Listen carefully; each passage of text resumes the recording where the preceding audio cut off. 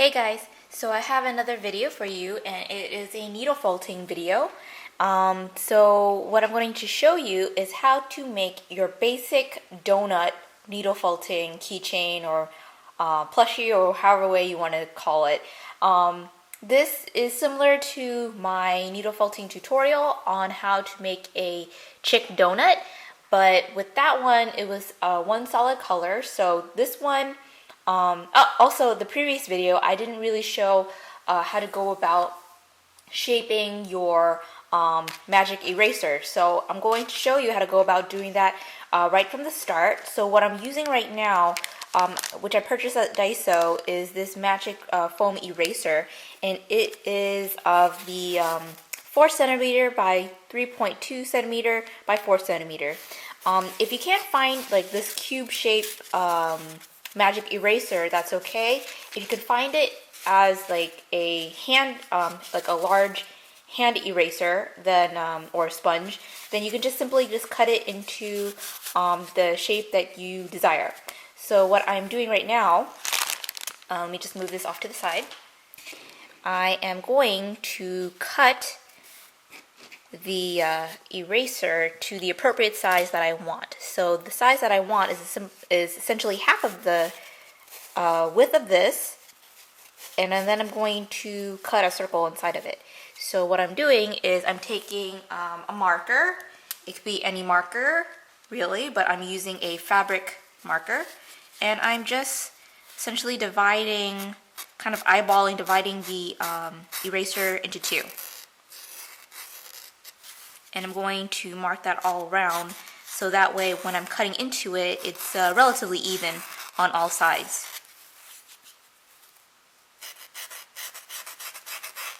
It doesn't have to be neat, because once you start needle felting, it's going to reshape itself depending on how severely you start poking at it with the needle. So here I have an X-Acto knife, and I'm just going to cut on all sides. So I'm just going to cut into it. Be careful at this part. Make sure your fingers are not in the line of where you're cutting. And it also helps if you have a cutting mat on the bottom so that you don't mark up your table. So I'm just cutting into all 4 sides, and now at this point I think it's just the center that's somewhat connected. So just go in from the bottom, top to bottom, and that is it. Oh, that ended up being pretty nice. Okay, so now at this point what you would do is you can go ahead and cut off the corners. Now, as you can see, it's still pretty blocky, but once you start needle felting it, it'll start looking more circular.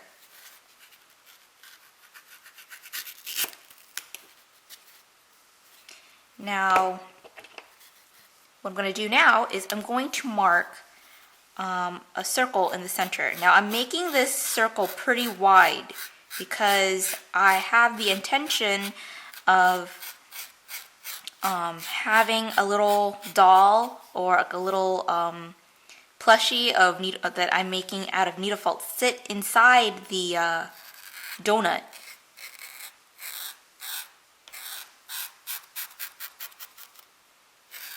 And I can show you the end product of one of my needle felting projects that I've already finished, and how it looks towards the end. Besides making a donut, you can also use this procedure or this technique to make maybe like little lifesavers.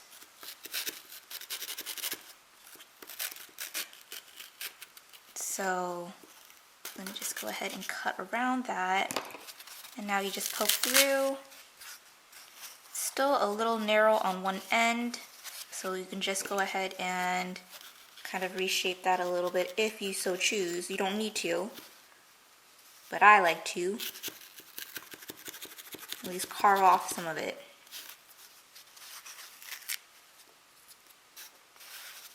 And like I said, it doesn't have to be absolutely neat. You just want a general shape.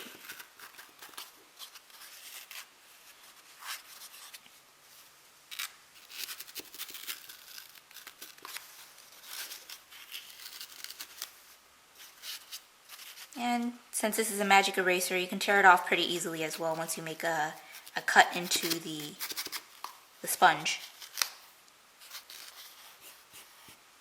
And there you go. So you have your rough donut shape. Now, I will save this for later. Let me just go ahead and use the one that I already pre-cut before. Let me just get the scraps off to the side. Put it in this little scrap pile right there. And what I'm going to do now is I'm going to take some leftover white wool. This isn't pure white, it's just some scrap wool that I typically use for using for these purposes. So where's my needle felting needle? Okay. So what I'm doing right now, and the purpose of what I'm doing this right now is one, it's helping to reshape the donut, and two, by adding extra fibers onto this, it will allow for the other fibers or the colored wool that I'm going to add on later to adhere to something. So it would help if I have a sponge. And you just keep on doing this until the entire circle is covered. And you don't need to make it neat, though the neater it is, the less work that you have to do later on.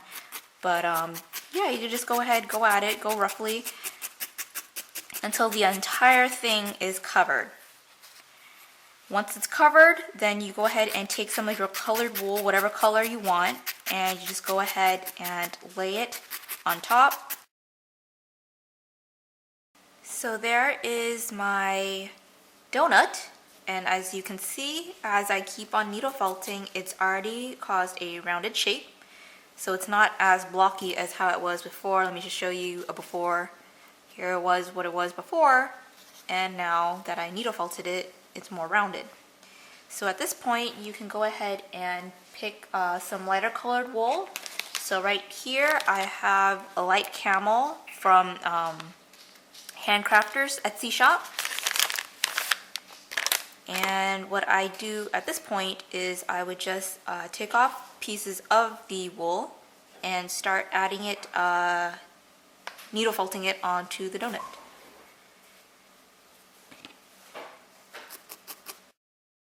Now, depending on what kind of donut you are making, you can make the entire donut one color, but for me, I like to see like kind of like donuts that are dipped into the whatever sauce that they're using. So if it's like chocolate, then I would want to see a separation of the top to the bottom. So if I'm doing that, what I would like to see is the light colored brown more up towards the top, or covering, let's say, like 2/3 of the way up. So that way, when I go with it with the colored portion of the donut, I can have like a little bit of I can cover the separation a little bit more nicely. So I'll show you what I mean once I'm done with this portion.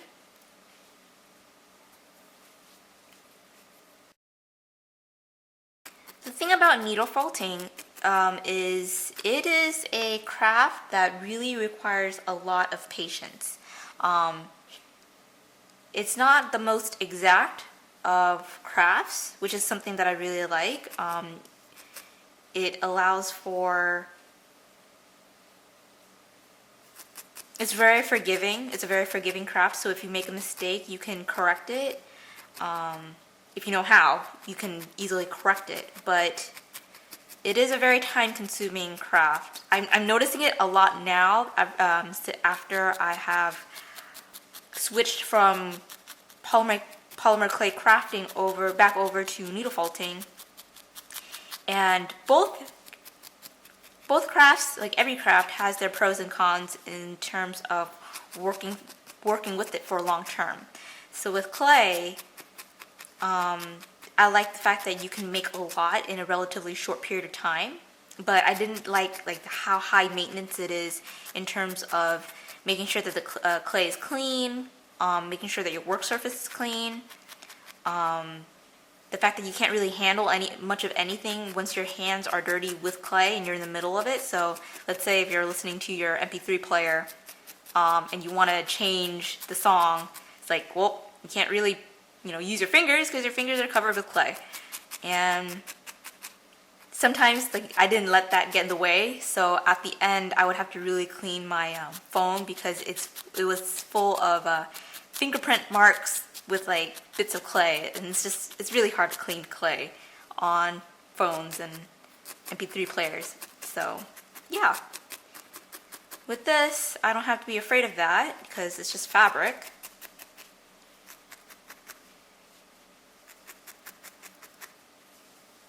And if you can see, as I keep on adding more felt, it's kind of making the hole a little bit smaller. So just keep on going in the middle. And because I want a more larger hole in the center, periodically once I needle felt, I kind of stretch the hole a little bit. And it's gotten to the point where sometimes I stretch the hole to the point I see that it breaks the sponge, the magic erase sponge. So it's no big deal if it breaks because you have all these fibers interlocked. So it keeps its shape fine. Okay, so I finished putting on the light camel wool on the bottom of the donut, and as you can see here, I went about 2/3 of the way up, leaving this for whatever color donut that I want. So some examples that I have already made so far, I have here is a pink donut, so I used pink wool. And on top, I used puffy paint. So I gave it like a chocolate drizzle with some white sprinkles. And here is another version. It's like a white glazed donut with chocolate drizzle and some pink sprinkles. And here is just a chocolate donut with some pink and white sprinkles. So you have a lot of options. You don't have to necessarily go out and buy puffy paint for this. I think if you use acrylic paint and maybe either a dotting tool or a toothpick, it would still work. Also, you can also use different colored wool for needle felting on. But I had the puffy paint from previous crafting projects, so I didn't want to give it, have it go to waste. And also it's kind of fun touching the top portion. It's as puffy paint feels. It's it's puffy and it has a bit of a it's just fun to touch. So, and it gives it a bit of texture and some dimension to it. So I like the way that puffy paint looks on my needle felt donuts. So yeah, so I don't know what color I want just yet. Okay, so I'm guessing I'll probably go with another chocolate donut. So this color from Handcrafter is coffee in V612. Similar to, it's the same exact one as this one, but I'm probably going to give it a different color drizzle. So let me just go ahead and take pieces of, let's see here.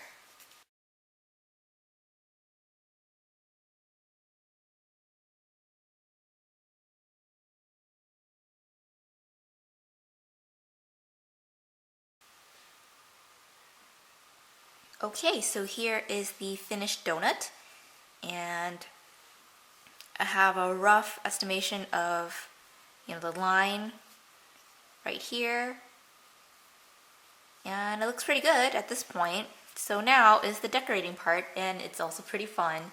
One suggestion that I would give is if you do plan on using puffy paint, make sure that the surface of your needle felted project is relatively flat, because if there's a lot of loose strands, as you're moving across the surface, the nozzle of the tip of the bottle will probably get caught on fibers, and then it kind of restricts your movement and you might mess up.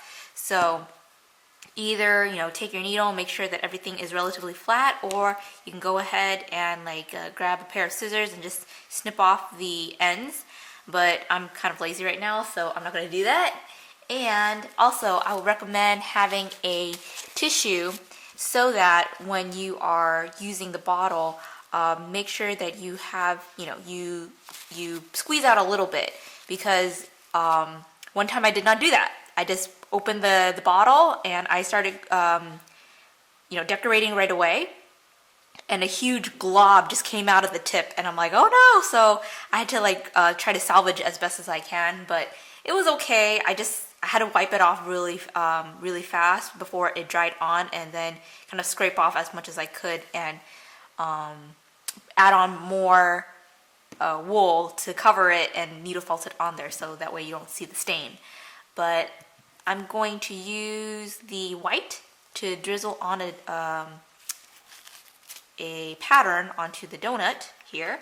So let me just go ahead and make sure that a little bit looks like it's coming out okay. And now I'm going to decorate.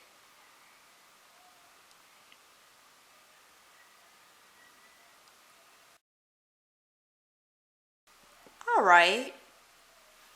And just to add in some more color, I'm going to use the pink. Yeah, I didn't buy that many colors. I bought red, pink, and brown. So here's so the brand that I'm using is Scribbles Pop, and here is the brown, or the hot chocolate, and then the white is white, shiny white. I guess it comes in a matte white, yeah. And here is the wild raspberry, and I also have one that's I think it was called either cherry red or Rudolph red or something like that. So I didn't buy that many colors because I'm using most of these puffy paints as toppings or sauces for my food related crafts. Or food like creative, yeah, I don't use it on actual food. So let's see, what kind of pattern should I use? Should I use dots, or should I make a crisscross? I don't want to be too busy, so I guess I'll just use dots for this. So again, I'm just gonna go off to the side and use the napkin first. Okay, so it looks pretty cute. And then you just let it dry. The packaging says that you want to allow, let's see, let it dry flat for 4 hours. And also, fabric can be washed after 72 hours. So I don't plan on washing it, but yeah, after several hours, it will dry. Though I tend to notice that it's about maybe 2 hours or so that the surface of the paint will dry to an extent, so it's safe to touch. So at this point, it's still wet, so I will leave it off to the side, and once it's dry, then I'll snip off that little,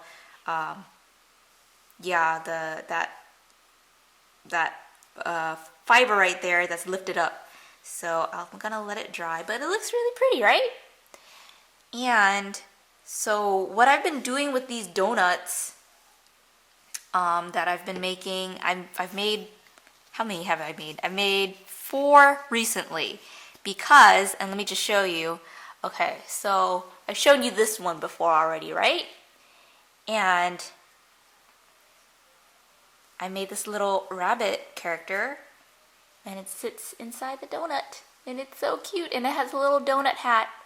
So yeah, I've made several of variations of this little donut character, and I plan on having one, maybe, I'm not too sure if I'm going to use this one or one of the other ones that I've made, but I plan on giving one away in a giveaway.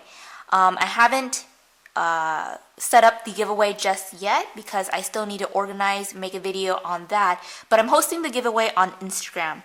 So if you can follow me on Instagram, then you'll know more details and you can enter into the giveaway. However, I am going to make a separate video on YouTube just showcasing the items that you can win in my giveaway. Yeah, so the giveaway is just as a thank you for following me and helping to support me in my crafts. It hasn't been all that long since I restarted going back into crafting.